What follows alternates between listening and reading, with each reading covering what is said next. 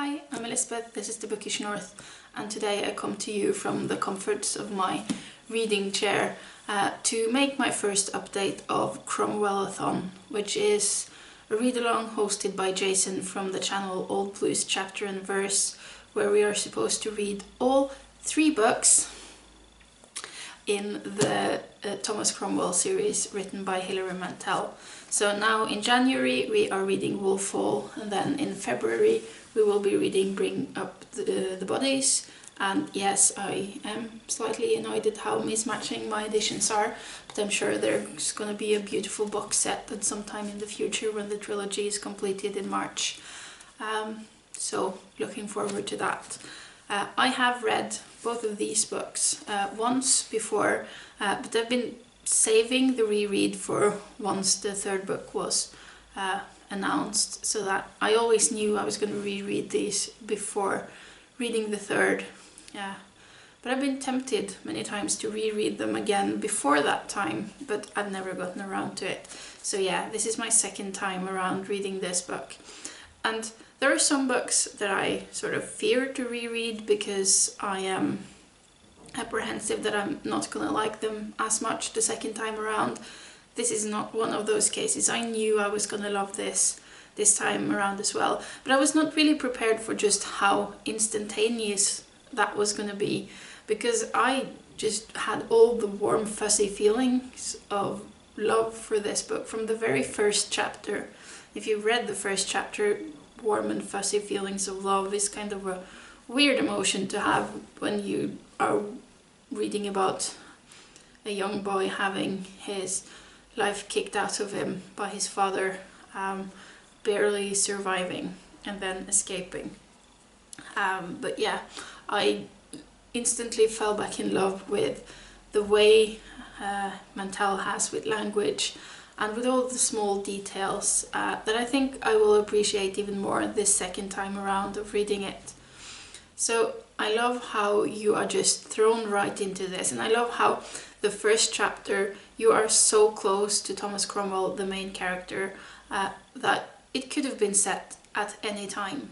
I mean, this is a historical novel, you know it's gonna go through some of the more dramatic events in British history, and still, hadn't it been for like every chapter starting off with stating the place and the year, the first chapter could have been anywhere. It could have been contemporary, because you are so close to the person that it doesn't matter when it's set. He's not an historical person, he's just a person, and I love that. And as Jason sort of touched upon in his video, it's also that there is this trust of the author that she doesn't need to explain everything, that she just throws us into the action and we are supposed to either swim and sink. And yeah, I like books like that, that trusts me to just carry on and just be there and not having to have everything explained to me. I'm also very impressed with how in this first part we're supposed to, for this week, we were supposed to have read the first 3 chapters, which is about 40 pages, and I'm impressed with how well she manages to set the scene in so few pages, because we start off with this fight scene where Thomas Cromwell is being kicked to an inch of his death by his father, and then he manages to crawl off to his sisters and they're talking, and then he runs off. And then for the next chapter we are, I think, 27 years into the future, and he is back in England after having roamed the continent for a long time, and we meet him as he is meeting up with Cardinal Wolsey in his office. And even though we know nothing about the 27 years between these 2 chapters, we get to know a few glimpses, and those glimpses are just enough to sort of justify the kind of person you see him as he's meeting Wolsey. you get just enough information that it makes sense that he is there in that room, because the little boy, or 14, 15, 16-year-old boy in the beginning, has no right to be an advisor to a man like Cardinal Wolsey, but he is. And just through these little very few glimpses, it makes sense that he's there, and you get the sense of his personality. There are lots of hints about how he is a very capable person, how he manages to learn things very quickly, how driven he is, how hard he's working, and how ambitious he is on his own behalf. But also there are hints about him being a family man, being a man that easily gets along with people of sort of all spheres in life, and that he's a person that people invite into their lives, and he is generous with the people he loves. And you know all of these things just from small glimpses given over these first 40 pages, and I'm finding that so impressive.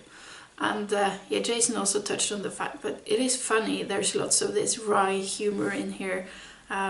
He being Thomas Cromwell is quite the cynical person, and there's a lot of wry commentary from throughout this, where he comments both on things going on, but also in his conversations with Cardinal Wolsey and his wife Liz. And yeah, I think it's a very, very good opening. And yeah, I should have filmed this yesterday when I actually had read only these 40 pages. I am like almost 100 pages further in now, and I have a lot more to say, but I'm gonna save that for next week. Probably. I'm not quite sure if I'm gonna make weekly updates through my reading of this, but I'm certainly gonna keep up my reading. I took this out of the shelf and I was kind of intimidating by the sheer girth of it. I mean, even though I have read it before and I know it's a great book, I haven't been doing all that well with chunky books lately, so I was kind of intimidated. Then I took it out of my shelf and I read the first chapter, and I was no longer thinking, how the heck am I going to finish this in the month of January, but rather how on earth am I gonna slow myself down to keep to the schedule, because I want to devour this right away. And you know, I still might do that, let's face it, but we'll see. So yeah, that's my first update for the Cromwellathon. And I'm thinking, I have said in my goals video, I said I was gonna do the what's it called? The non-fiction challenge at Curious Readers channel. It's called Curious Adventure, and one of the prompts for that is to do a fiction and non-fiction pairing, and I think I might do that with these books, that I'm gonna read some non-fiction books about Tudor history as well while reading these novels. So maybe that will happen over the next 2 months as well. So I had actually already filmed a video for today, which was my top 10 favorite books of 2019. So that will just arrive slightly later in the week. And I'll just go back to reading my book now. Are you participating in the read-along? I would love to hear from you and what you think about the start of the book in the comment section. And until next time, bye bye.